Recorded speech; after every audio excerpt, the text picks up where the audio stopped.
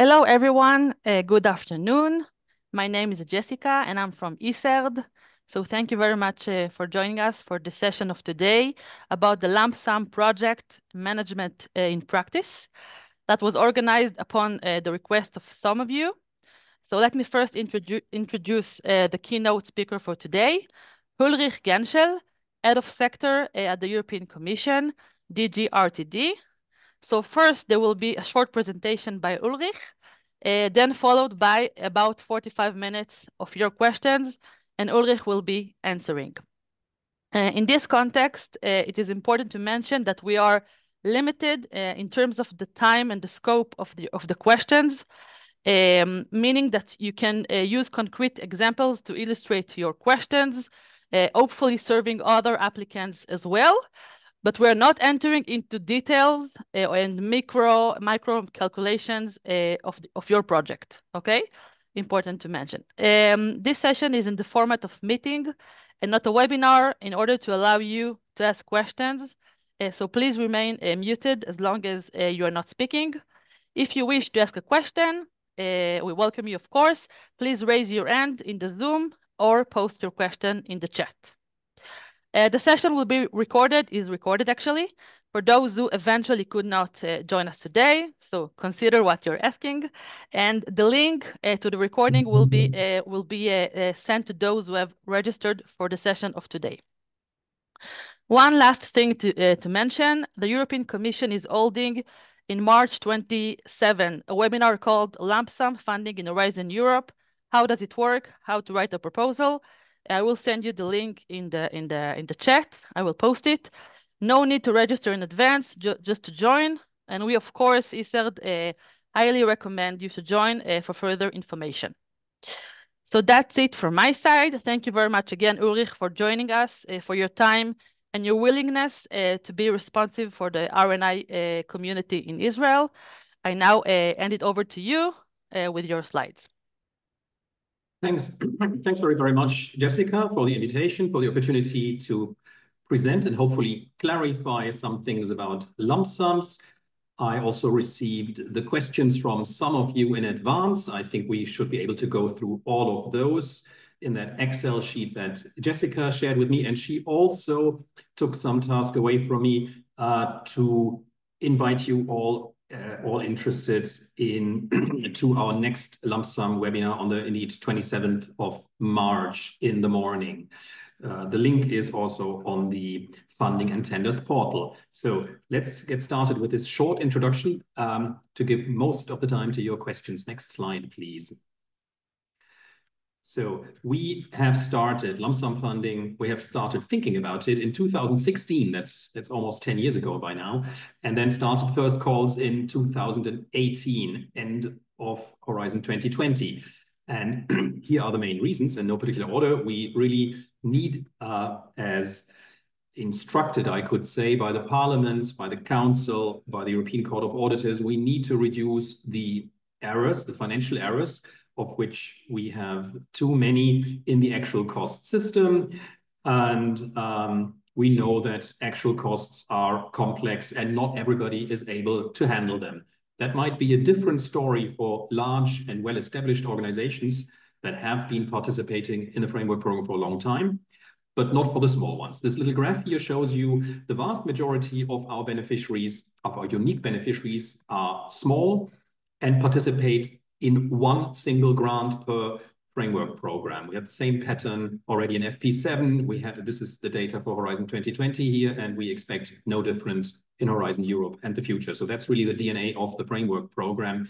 Many, many small participants that have one or maybe two grants in the 7-year period, and few on the right-hand side of the graph, very few that have like 100 grants or more.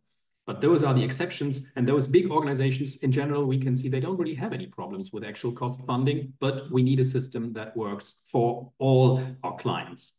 So that's why we believe that lump sums give easier access and make life easier, especially for SMEs and newcomers who've never had an actual cost grant before and who are rather who have a hard time dealing with this, as also shown by the fact that their error rate is very, very high compared with that of big universities. Last but not least, we also want to focus more on content, which is, we believe, happening by design, because we'll see later what's triggering the payment is the completion of work packages. So automatically that receives much more attention than an actual cost funding. Next slide, please. So as a rule, we tried to keep everything as much as close as possible to the traditional granting system. So you have the exact same application form. You have the same process for grant preparation. We have also by now in Horizon Europe the very same process and rules to introduce and accept amendments and deviations. And you even have exactly the same reporting template. There is no difference. Well, there is one reporting template. There are a few sections that are not applicable to lump sums. So effectively, it's slightly shorter for lump sums because none of the financial aspects, which are still part of the technical reporting template, for example, on resources, that's not applicable to lump sums. Otherwise, it's identical. And then, of course, since we have no actual cost in that system, we have paved the way for a much simpler reimbursement, because the detailed budget table that you need, that is the additional task at the beginning in the proposal. We'll probably talk about that during the questions. That gives rise to a financial schedule, which is part of the grant agreement, and we'll pay according to that financial schedule once a work package is completed. And that allows us effectively to automatize financial reporting. We could also say there is no more financial reporting, because in a nutshell, in lump sum grants, what happens, the coordinator or the single beneficiary, they declare which work package or which work packages they believe are complete. This gets reviewed, and if agreed, the pre-agreed amount for that work package gets paid. That's it. In case we have a question, then of course there is a conversation on whether it's really complete or not. But by and large, I can say we find that these lump sum work packages are paid in full. So we really see also no increased risks. But okay, that's as far as sort of the introduction of very, very high level on how it works. We pre-agree a price for each work package that comes into the grant agreement. No financial details other than that come into the grant agreement. Once the work package has been completed and accepted as complete, we pay that amount. There is the possibility in the course of the grant to change that financial schedule. In other words, to shift money from one work package to another, or from one beneficiary to another, should the changes in the technical execution of the grant require that. But, well, that is an option, of course, that is not necessary. Next slide. Currently, we have now at the beginning of 2025, we've had a strong growth of lump sum rollout in Horizon Europe. You see in 2021, in the graph on the right-hand side, we started with very little lump sum funding. That was also due to many stakeholders asking us to first test it more before we go for a broader use of it. That's what we did in 21 and 22. We used the time very much to improve the guidance and the support and the webinars, and a lot of work has gone into clarifying and better establishing the system. And now we really see a rather steep curve. So you see, by now we've been evaluating nearly 13,000 lump sum proposals, had 2,100 grants for a significant amount of budget, and 700 projects completed. So we have a robust basis with all these grants to analyze if they behave differently or if there are any negative side effects. And next slide, please. Wasn't there maybe one in between? I'm not sure, but maybe, I'm not sure if no, then I didn't, to make it really short, I probably didn't include any more of our lump sum analysis, which we published end of last year in September. And the link, I think, is included in this presentation later. Our main finding of that study was that indeed we see no increased financial risk. If anything, the level of payment in lump sum grants turned out to be slightly higher than in actual cost grants, but I wouldn't call this a significant difference.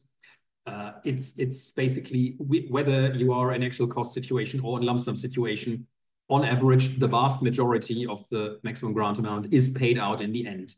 Could be that we are closer to 99% in lump sums and maybe closer to 97 or 8% in actual costs. But in both cases, we see that the vast majority of the maximum agreed upfront is actually paid in the end. So we see really no indication that lump sums have started to introduce any additional financial risk for any beneficiaries. And also many of the other concerns that have been raised initially, like there would be no more newcomers or no SMEs, they would be turned off by this, that has not materialized. Likewise, we see no surge in the amount of amendments. This was another main concern raised from the very beginning, even though there was no experience yet. And so now we would argue that generally speaking, the system has shown that it can work in practice and that we are going to continue on this basis to roll it out. What we are going to do next, of course, we continue our monitoring. That is also a commitment vis-a-vis the European Court of Auditors. There is we have just launched the first ex post control. Could you open the door, please? For your colleague. Could you open the door? Est-ce que vous pouvez ouvrir la porte? Excuse me. My apologies. Ex post controls, that is a new system because we cannot have financial controls on lump sums. That is excluded. There's no financial reporting. There is no financial documentation that you have to have specifically for the project. And therefore, the ex post control that we can do is going to be based on the technical implementation. The first ones have started end last year, so we really still have to gather some experience. But I think what we can absolutely clarify is there's no financial controls as promised from the beginning, no financial audits. And you don't have to have more documents than before. In other words, what you need to be able to do is to prove proper implementation of the project. You need to have the documentation to show that this project took place as reported and as accepted. And that is exactly the same as you have to have in every EU grant, in all Horizon Europe, certainly grants also when they're under actual cost. We may not have asked for this documentation very often, but that doesn't change the fact that in all our grant agreements, there has always been the obligation to have this documentation. And in my view, it also goes without saying that if you get funding for a project, you need to be able to show it took place, it was implemented.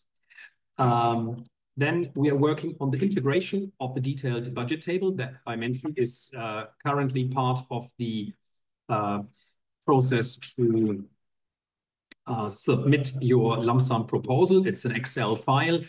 And to make that Excel file simpler and also safer, we are integrating it in the submission system. Well, and then last but not least, we are now looking at a level of lump sum funding around 27% of the call budget in 24. Expect this to increase to 40 by 25 and to 50% by 26, 27. What's going to happen exactly in FP10? We'll see. We generally expect we'll continue at that level, if not even at a higher level, but that is not set in stone. The planning for FP10 is, of course, still ongoing. Next slide. That's the report and the link to our assessment that is available on the Funding and Tenders portal. There's a lot of data analysis in there. You are invited to check and scrutinize all our analyses. We took great care to compare apples and apples and not apples and pears, because you may know that the framework program is very diverse and if you compare different parts of the work of the Horizon Europe program with each other, you can get all sorts of results that are not meaningful. So you have to be very, very careful which calls are compared with which other calls to give a meaningful result. I think we've done our best to do that. Next slide indeed is the summary of the resources you have on the funding and tenders portal. If you are new to lump sum funding, I would particularly recommend you start with these 3 video tutorials. That is really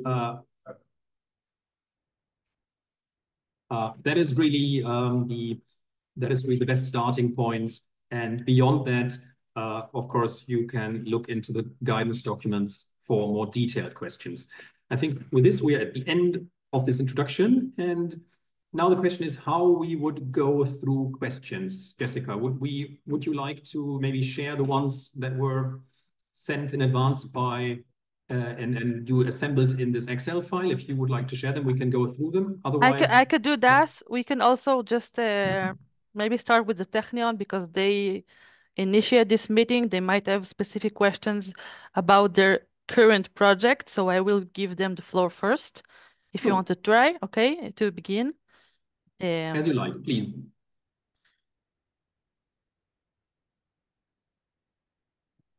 Liat, please. You are muted. Sorry, now. Hi, can you hear me?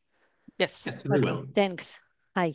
I have a question about the meaning of completion of work packages. In order to receive money, we need to report on completion of work package. So how the EU consider completion? Does it mean to complete all milestones, tasks, deliverables, or how the EU will consider completion? Yeah, very good question. I mean, you have a detailed answer on that in this in the lump sum guidance. If you go to this page, precisely because that I realize is an important question. We also cover this in much detail in our webinar. Short answer is no, you do not need to cover, you don't need to complete every last detail and cross every T and dot every I. You can deviate. The formulation that we use is that you need to have completed essentially on all essential tasks. That means you need to give the impression that this work package is complete, but what you don't need to do is, in fact, you're not required to reach any objectives or any milestones.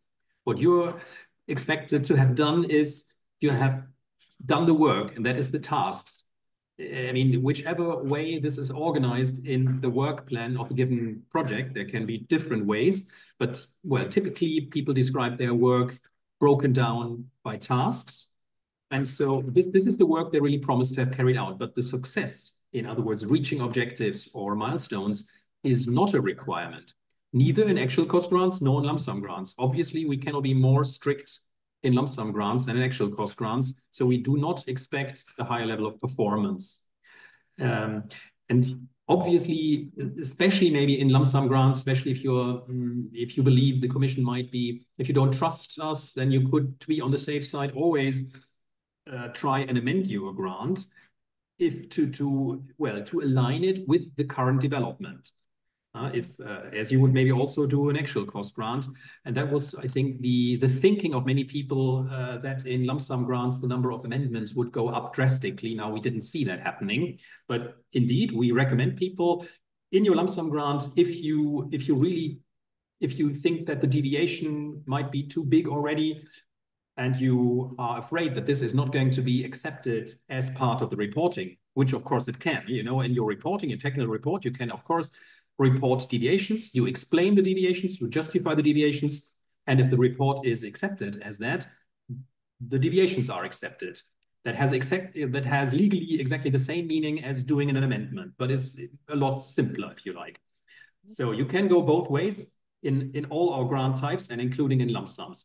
And yeah, there are several more little details on, but I think the essential information here is we want you to have completed the work, well, to have all essential tasks or completed. The work essential is here the caveat that allows you to not have done every last thing and you are not going to be penalized. I can even go one more further.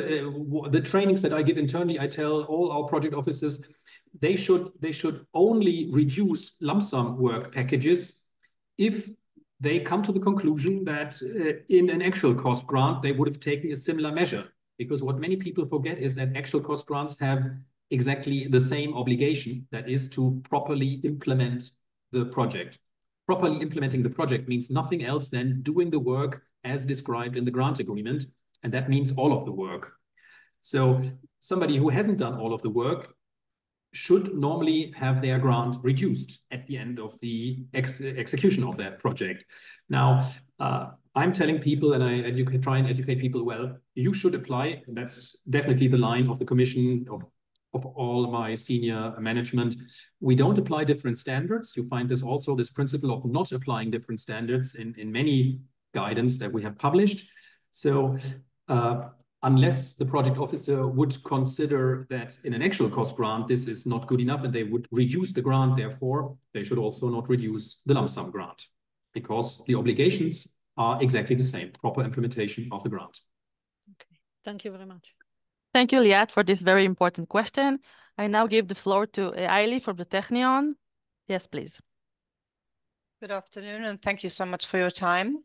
I want to follow up on what you mentioned, that you said basically whatever's going to define the budget is you completed your work package, whatever was defined at the time of submission, you will be paid out. You said there's no problem to execute an amendment throughout the task project. How do you quantify that amendment? Because basically you say that we're not going to check your costs. Is it enough that the project finds that amendment, shift of budget between work package, that shift of budget between partners, we decided, or now we have to involve you, and how's it going to be quantified, basically? There is no new quantification from the beginning. So we have one event, that is evaluation, where we quantify the cost for this project based on detailed cost estimations. Now, once we have agreed on that and once we have signed a grant agreement, the idea is this project goes through with this amount. And now any amendment, the logic of amendments is always that the project is not changed substantially. So if you, let's say, you remove one part of the project and you add something else instead, there is the expectation that this is equivalent. So you shouldn't be allowed, or when you request an amendment, you shouldn't be allowed to, let's say, make your project substantially smaller, because at the same time, this is the practice since many years, we basically never change the maximum grant amount in our grants. This is the same in actual cost grants. It is just a matter of shifting budget between partners or between tasks or between work packages or in actual cost grants between cost categories. But there is, and so since the expectation is, so that's the starting point, the expectation is your project stays the same volume as before, so we don't touch the lump sum overall. It's just a matter of you making a reasonable suggestion of, well, you make a suggestion of how the project changes, like more work in work package 1 and less in work package 2, or for partner A and partner B. You make a reasonable suggestion how much budget this change should involve. This gets checked and then this gets approved. And there is not, since you see, the check for us is less involved because the main check is that you don't change the project substantially. And since then, what comes out of the amendment is a project for the same total cost, which has the same total volume, which has not been substantially changed, and for which the consortium is still collectively responsible to implement it.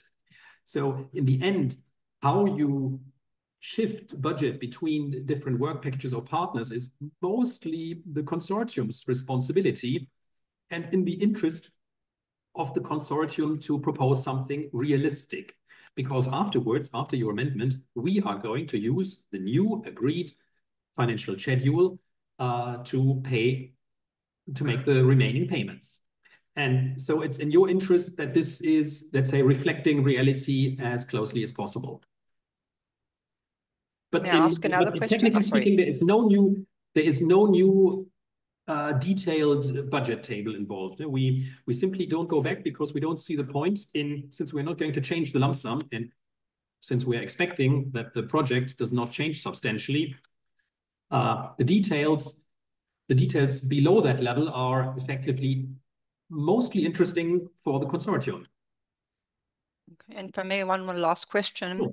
Sure. In the regular grant, we had the option of monitoring to a certain extent the beneficiaries' advancement through also their expenses. Okay, you knew how much per month they had planned, and you knew what they were supposed to achieve and what they've spent along the way, expenditure, and how much deviated from the plan. I know it was also, there were stakes there, but it gave you a certain framework to work with and monitor the advance of the project. Have you got any tools or tips from grants that have completed on how to avoid situations where you're too far advanced in the project and only then discover there's a problem because you don't have those very basic means of monitoring the consortium? Well, I mean, you can always, of course, monitor, you can more intensively monitor, if you like, the technical advancements. So have these participants actually contributed what they have, what has been agreed? After all, the work plan tells you what people should be doing or should have been done by a certain time. And you can check whether that actually has happened, because the commission is going to check your degree of delivery against that schedule. So if people deliver what they are supposed to be delivering, you are not going to have a problem with payments. And well, I'm a little bit critical, of course, at the same time. I'm not sure if you are familiar with the DESCA consortium agreement, because this goes a little bit towards internal monitoring, of which we are anyway part. So it's and many commission colleagues were a bit critical because this is a dichotomous model, one for actual cost and one for lump sums. The one on actual cost is sort of doesn't even mention effectively that grants have to be properly implemented, and technical execution plays no role whatsoever. And the one on lump sums is only about technical implementation, and they have introduced all sorts of extra governance structures, layers of control to make sure that people have indeed delivered their tasks, which we found quite surprising, because, as I said before, and this is a really important point, proper implementation is not only for lump sum grants. This is an obligation for all grants. I'm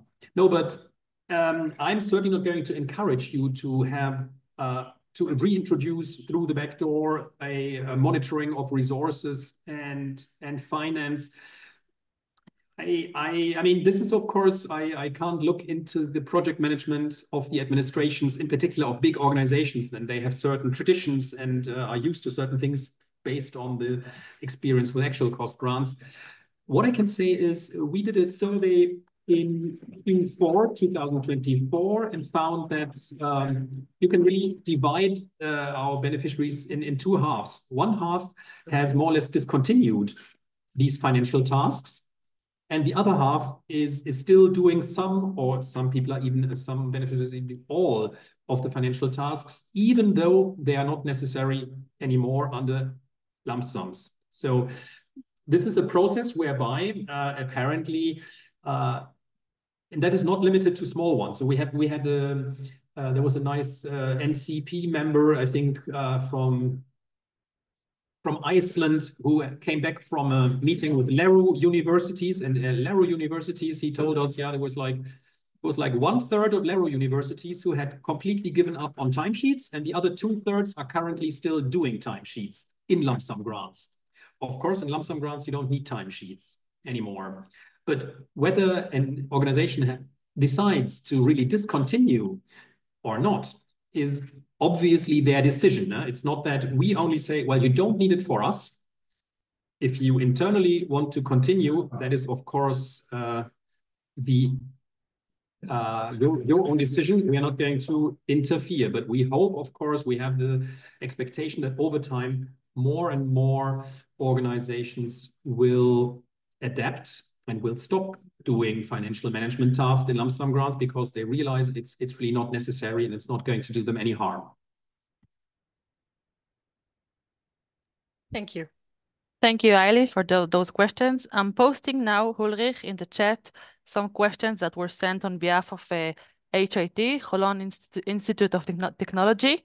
So if you would like to address those questions. Okay, so Holon Institute of Technology, what should be the level of details of the budget while writing the proposal? So at proposal stage, we have a template for you, which defines pretty accurately what level, excuse me, what level of budget resolution you need. I mean, yeah, it's basically the same cost categories as you have in actual cost grants with a bit further breakdown, slightly broken down a little bit more resolution. In particular, you have to resolve staff by staff category. I think we have 4 or 5 staff categories. Well, 4, and then there is like a category other if your staff doesn't fit any of the ones we define.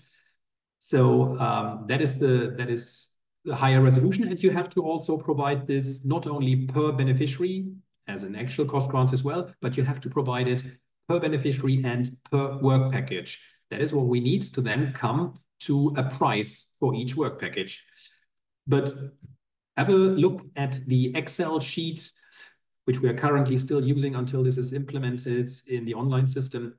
And you can find there are also the instructions on how to complete that Excel sheet. Yeah, I think that's maybe we leave it at this. While writing the proposal, should the cost be elaborated at work package level? Yes. Sub-budget level for each work package, salary, travel, equipment. Yes, effectively, you have per work package all the cost categories, which doesn't mean that you use them, because maybe in a work package, you don't have any travel. Or in one work package, you have subcontracting, and in another one, you don't. So you indeed resolve the costs per partner and per work package. That is indeed the level. And during the project, is it possible to transfer money between the various sections? No, because yeah, there's a yes and a no. I mean, budget flexibility, there is unlimited budget flexibility in a lump sum grant. You get this, you get the same pre-financing as always, and then you can, and then you get paid at the end of each reporting period for the completed work packages. And since there is no reporting on resources and no reporting on finances, we don't know how this money was spent. So in that sense, you have unlimited flexibility. Second, the cost categories do not exist anymore. That is a thing of the traditional actual cost grants. There you have personnel costs, equipment costs, travel costs, whatnot. This we only use in lump sums up until we sign the grant. So this is we have like a watershed moment in lump sum grants. We base this, of course, on detailed cost estimations, and there you have the concept of cost categories, personnel, equipment, all of that. By the time that we sign a lump sum grant agreement, all of that is forgotten. It's only being used as a means to decide that financial schedule, which will become part of the grant agreement. But none of these details enter the grant agreement. So we've only used it to establish how big the lump sum should be and how it should be distributed across work packages and partners. So no cost categories means you can also not shift money between cost categories. However, you can definitely shift money between partners and between work packages. That is also very logic if you look at a lump sum grant agreement, and the financial annex 2 is a simple table of X work packages times Y beneficiaries. So it's X by Y. It's a table where each beneficiary is listed. Each beneficiary, let's say, is a row, and each work package is a column. And not all of these fields may be populated because not every partner is involved in all work packages. Now, I'm not sure, not looking at a table like this, it's easy to understand what I mean. So this is, again, a case of have a look at the grant agreement, Annex 2. There you see this table, or also come to our webinar. And this table is part of the grant agreement, and therefore it can be amended. And indeed, there you can shift budget between work packages between partners, as you can explain and justify it by the actual implementation of the grant. Last little caveat here is, once we have accepted and paid a work package in lump sum funding, we do not change it anymore. So that's like considered a completed part of the project, and we can't amend that anymore. So it's only those work packages which are still ongoing or which you haven't started yet that you can amend. Yeah, I think that's it for that question. Any more questions in the chat? No, but I will give the floor to Liat Suri from the Technion, please. Yes, thanks. I have a question about the periodic reporting. If one partner from all partners is reporting not completed for a work package, does it mean that no partner will receive payment for this work package, or only the partner that reported not completed? No, indeed, all partners would not receive the payment at that time, because indeed, and this is I know this there is this notion that in actual cost grants, partners get paid independently of one another, which is a bit unfortunate and legally not really quite correct, because, well, also in actual cost grants, there's the obligation to carry out the grant and to implement it collectively. So there's a collective responsibility. The idea that everybody is independent is not really the idea of consortium research. So Commission's attitude to the idea is in a way, yeah, well, if people think they need to work more together in a consortium in lump sum grants, that is actually not bad, because that's what collaborative research should be about. Otherwise, we could equally well have handed out 10 mono-beneficiary grants instead of a consortium grant. But that's in a consortium grant indeed the case. However, if we disagree and we do not pay a work package that you believe is complete, that doesn't mean it's rejected. It only means we are not paying it at this point in time. That is the mechanism. Subsequent. And you can resubmit it next time with the completed part. Obviously, this is not always black and white. If there is, but of course, if there is a huge bit missing because one partner hasn't worked at all, well, then very likely even the consortium is not even trying to declare it as complete. But so we instruct people to, when you believe that your work package is complete or essentially complete, then report it as complete, explain why you believe it's complete. And then in most cases, yeah, there's also a small rejection rate. I'm not sure, but it's not high. It's probably, I'm sure it's significantly below 5%. So the vast majority, again, of work packages declared complete at intermediate payments are accepted immediately. And many of the rest are completed by the end of the project, such that we reach what I mentioned, this sort of 99% level of payment of all the lump sum. So okay. It's indeed, but of course there are some cases where there's also cases where consortia tell us upfront that they believe they haven't completed everything, they haven't completed all the work, and then we can agree on that basis. That happens too. Mm-hmm. Clear. Thank you, Liat and Ulrich. I'm posting some questions in the chat on behalf of Tel Aviv University. It's a set of questions. And my apologies if you already answered to some of the questions. Not a problem. So I think here we have now the Tel Aviv University, how's the pre-financing to the partners done, if not all started day one of the project. Now there is no difference to actual cost grants. I can say I'm always assuming that everybody knows actual cost grants, and it may not be true, but the pre-financing is calculated based on the total, on the maximum grant amount and the number of reporting periods. So there's a typical, there's a key. Normally you can expect, what was it, to have 80% pre-financing for projects of 1 or 2 reporting periods, and you can expect 50% or a bit above 50% for projects with 3 reporting periods. And yeah, and so on. It's sort of the more reporting periods and longer the. Vous êtes fini? On est certain. Sorry. Je dis on a fini. Okay. Okay. Merci. Merci beaucoup. Au revoir. Again, my apologies, but I think we are done. That's good. So you are you receive the same pre-financing calculated in the same way. And as for actual cost grants, it doesn't matter whether partners start on day 1 or at month 3. As far as the Commission concerned is, you have a consortium that is collectively responsible, and you are all partners from day 1, even if your work only starts in month 3.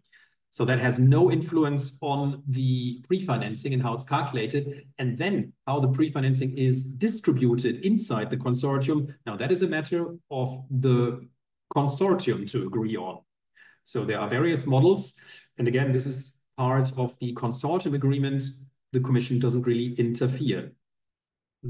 I guess, but again, you should be able, if you have any experience with how pre-financings are distributed in actual cost grants, I see no reason why this should happen differently in lump sum grants. So there was a second part of this question, I guess.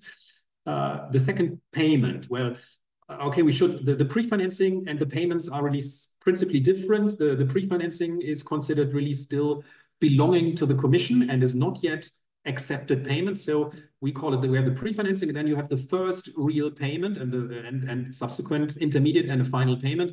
And they are very, very simply calculated based on the amount pre-agreed for each work package is paid. Well, if you have several work packages reported complete and agreed, of course, it's the sum of these amounts which will be paid. It's not based on deliverables or milestones. Maybe that's an addition to a previous question. We would normally expect that the deliverables for a work package have been submitted and accepted.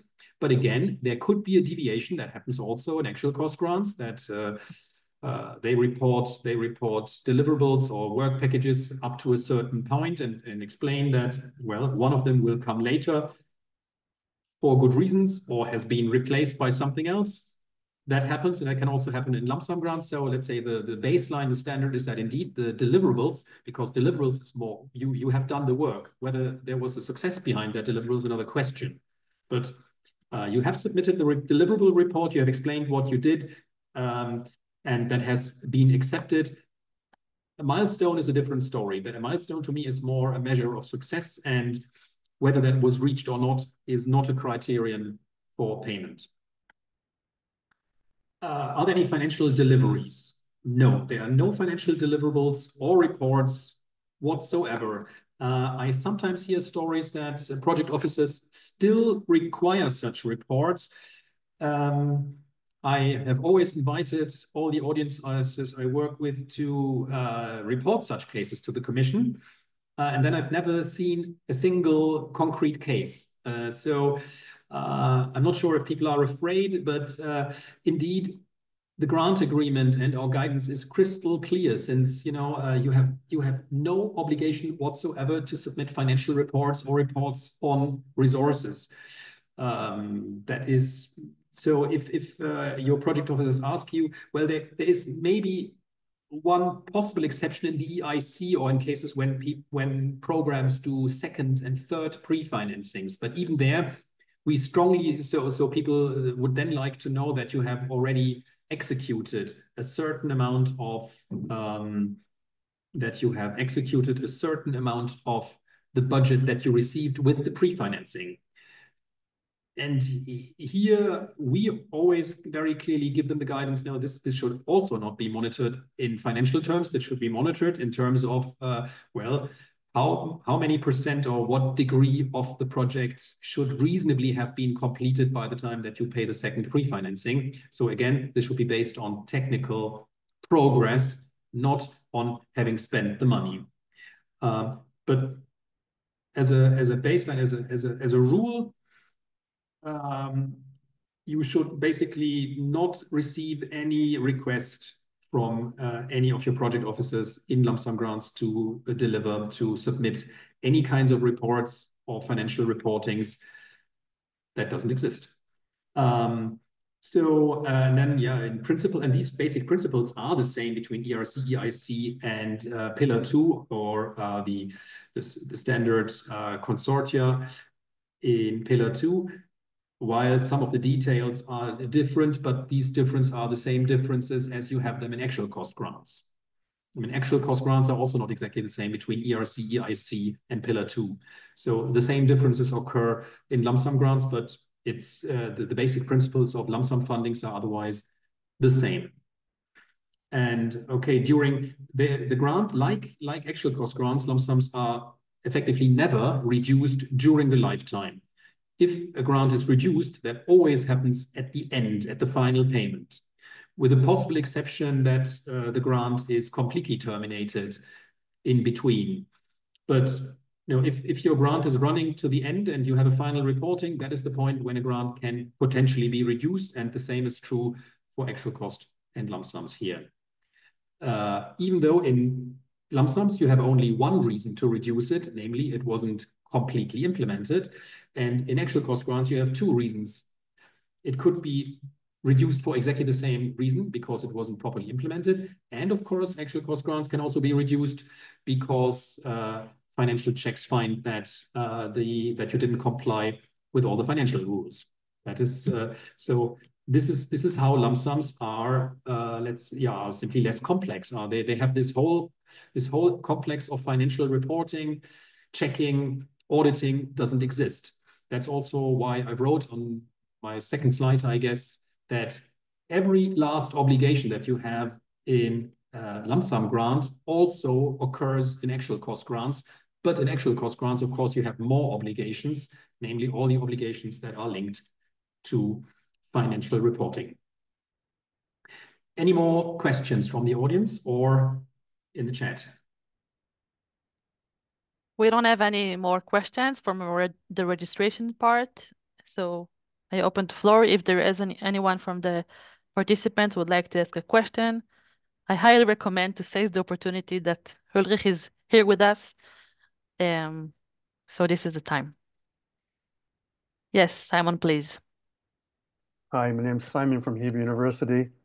If I understand, therefore, the completion of a work package is basically a declaration in the form of a scientific report, reporting upon the work that has been carried out. Am I correct, Ulrich? Yeah, I mean, you have the same, as I said, you have the same technical report. Okay. Where indeed, there's one part where the consortium describes the work carried out for each work package.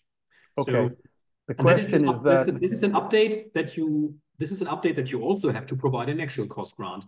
Now, in lump sum, there's maybe I would then recommend that indeed you pay a bit more attention on explaining why you believe that this, that your progress report that you provide actually justifies to consider this work package complete. Well, that's fine. As I said, it's a declaration. The question is a justification. It's not just you do a very formal declaration. Indeed, that's what the coordinator does, and that's, if accepted, what then translated into an automatically generated financial statement. But before that, what comes before that is your description, your justification.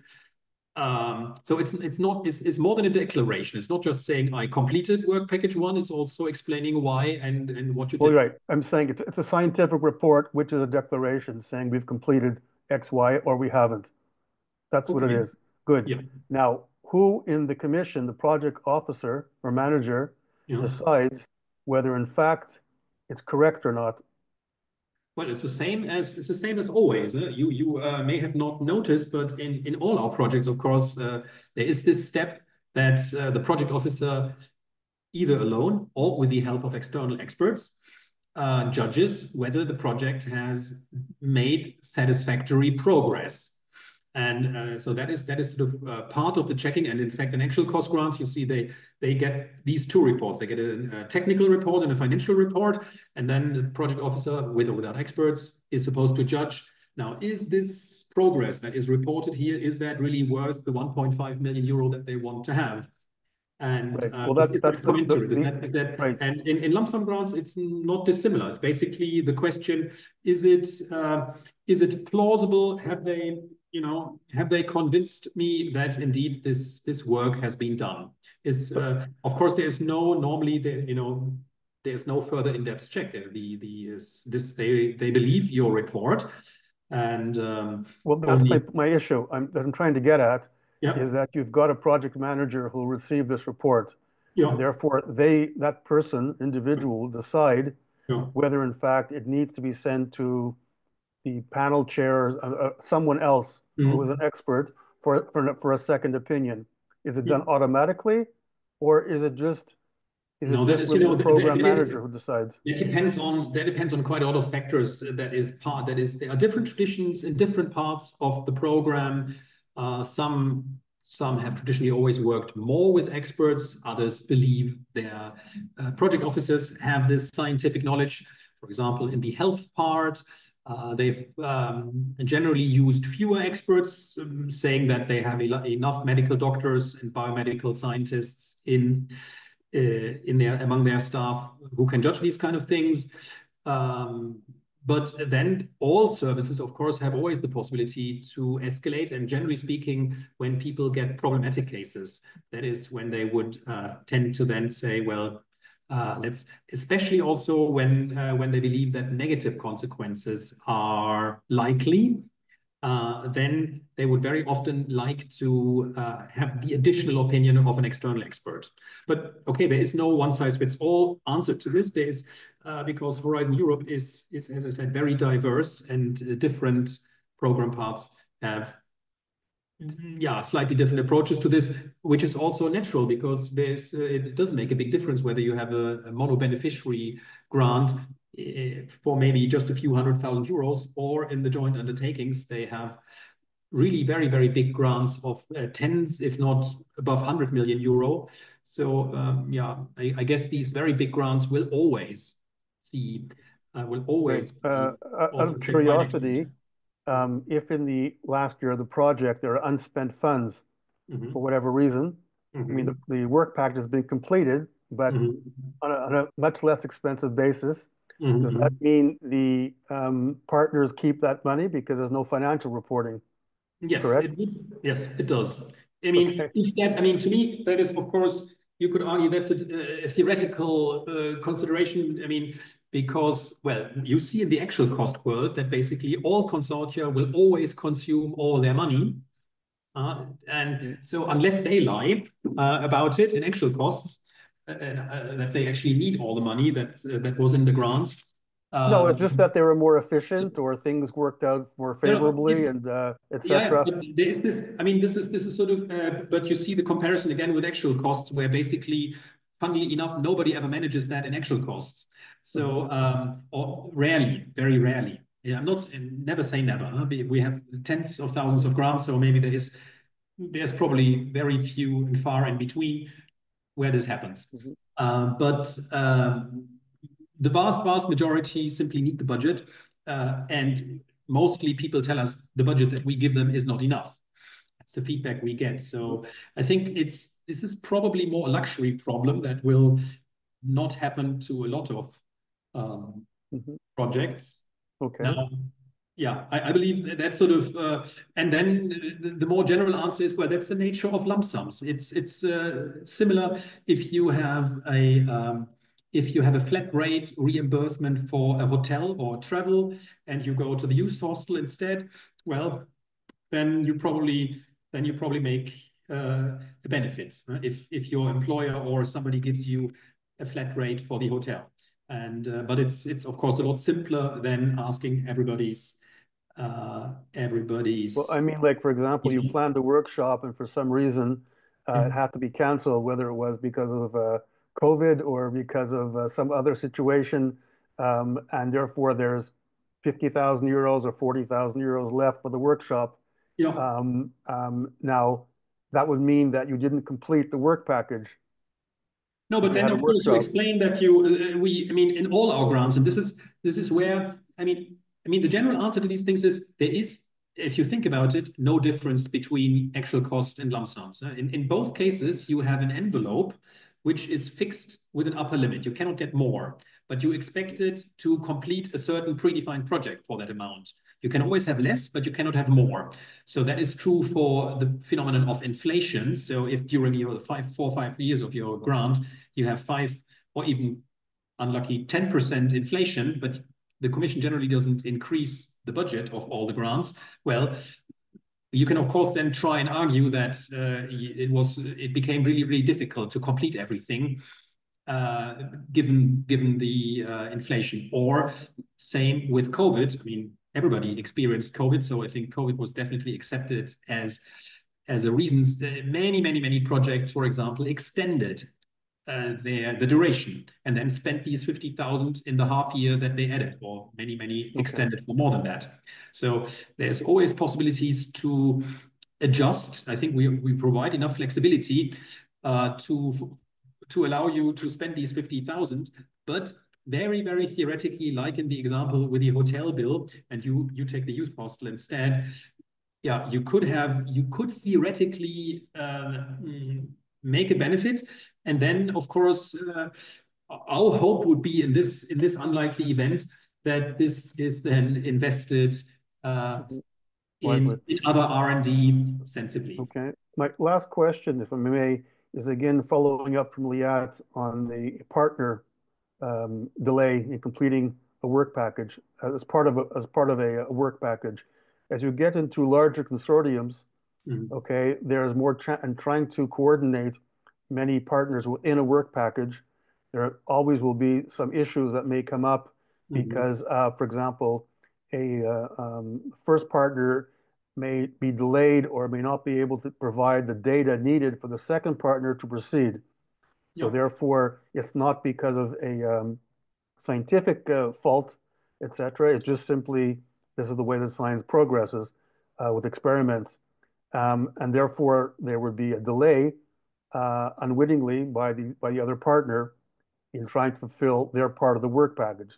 So therefore, as Alat was asking, the payment for that work package would be postponed until it's supposedly finished. Correct? That's the story. I think this may cause some problems in larger consortiums because there are so many partners. Smaller ones, it might be easier to control. It's just a comment. I think there's a question by someone else now. I thought saw a hand up. But maybe just mention, well, of course, you have the possibility in lump sum grants to split work packages because if you split them, if you like, you can reduce the risk per work package because then you have more smaller work packages. And then the other aspect to consider is that, I mean, I'm always a bit careful about what you say effectively is basically saying, well, luckily in actual cost grants, the implementation is not that important. And so if we don't if we are delayed and so on, we still get paid. Well, yes and no. I mean, you should, as I said, the implementation is equally important. And if you simply can't execute the project, that should also have consequences in actual cost grant. Maybe it doesn't always have the consequences it should have, but the principles the obligation to work together and to deliver together are the same. So the perception that in lump sums you have a risk out of this obligation to deliver the project, and in actual costs it's less important. That is exactly what I would like to avoid because it's not borne out by the legal basis of these grants, and hopefully also not by the facts. The other question came from whom? In the HIT in the chat. Okay. Yes. If a budget shift is done between partners or between work packages, does an amendment is needed? Yeah, that's a good question. Yes, I mean, if you want this, if you really want that shift to be visible in the grant agreement, yes, it needs an amendment, because even if you change one I or you delete one T in the grant agreement, it needs an amendment. Otherwise, the grant agreement hasn't been changed. However, if you as a consortium, you are confident that you are going to deliver your work packages in one way or another, then it doesn't matter, if you like, because we are going to pay you the full lump sum. So it's a choice of it's a choice in maybe also the risk appetite of the consortium to decide if they want to and how narrowly they want to amend their grant along the actual development of the project. There is no obligation to do so, but you are invited to do so if you want to align the grant agreement, which we will use to follow up and pay the project. If you want to align that as much as possible with the reality of your project, then you're invited and you're welcome to do this amendment. but you're not obliged, because that comes under the unlimited budget flexibility that I mentioned before. You carry out the project as described, you deliver these 5 work packages, you get the full amount. You don't need an amendment for that. It's just when you believe we will be actually hard-pressed, or it might be very difficult to deliver those 5 work packages as they are written in the current grant agreement.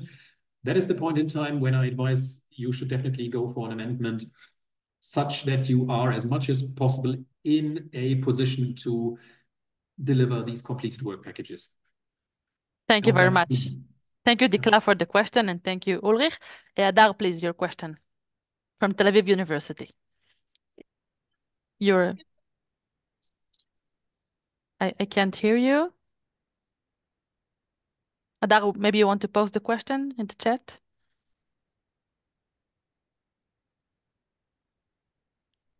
Never mind.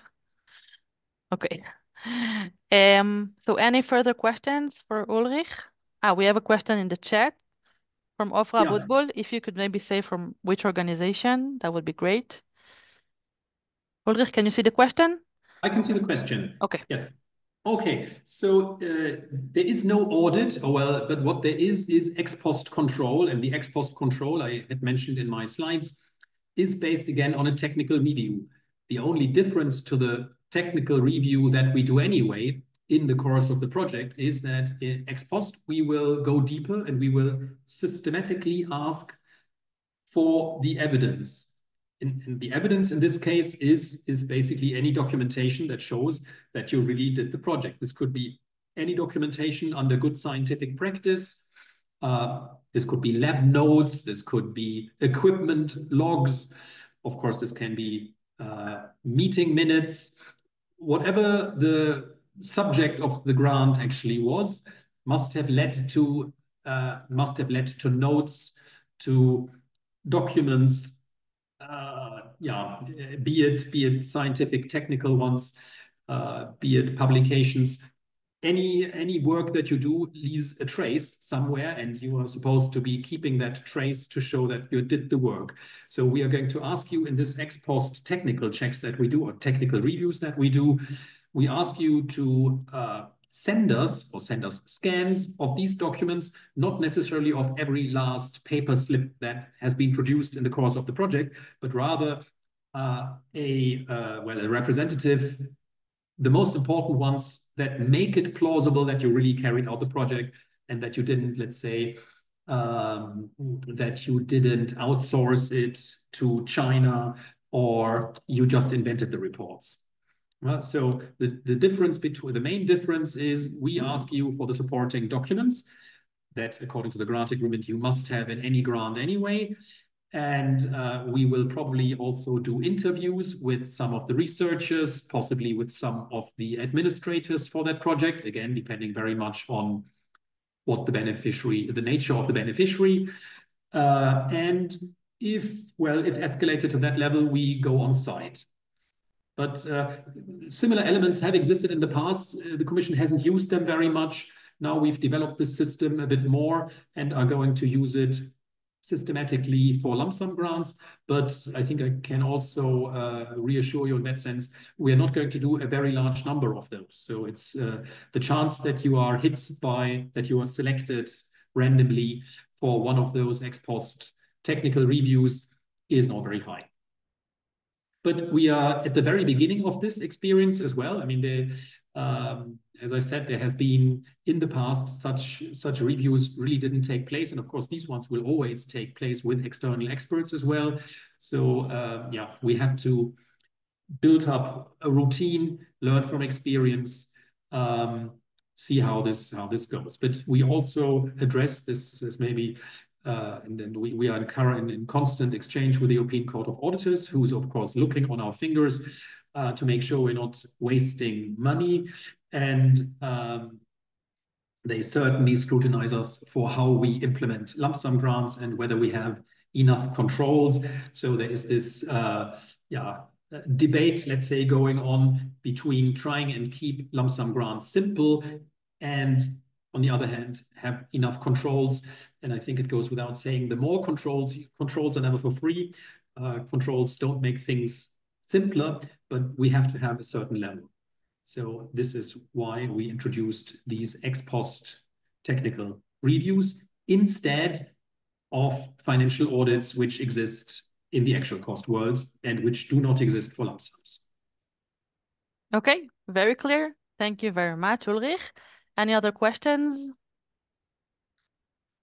I think I would actually also, I have my next meeting in 5 minutes. I would ideally call it a day for today, invite everybody interested for that webinar on the 27th of March. I just posted it in the chat. So on Yeah, top of this private session for today, we have the general European Commission event. So we highly recommend to join.